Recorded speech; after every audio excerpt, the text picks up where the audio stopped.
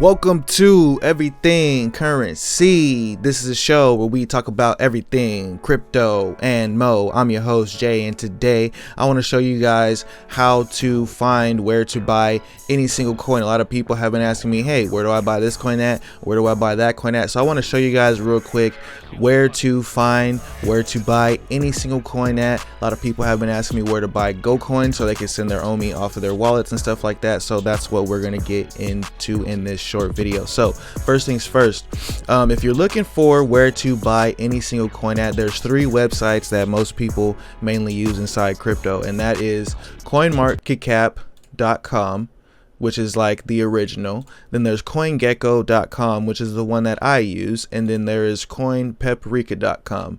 Now on any of these websites you can find any of the cryptocurrencies that are on the market.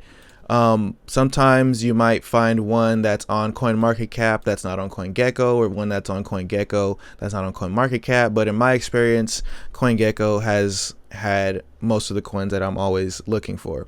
So the first thing you would do is go right here to search whatever coin you're looking for. You type in Go. Click right here. It's going to give you all this information about the Go chain token. You can see the market cap, the price, but you'll scroll down to right here to the markets tab.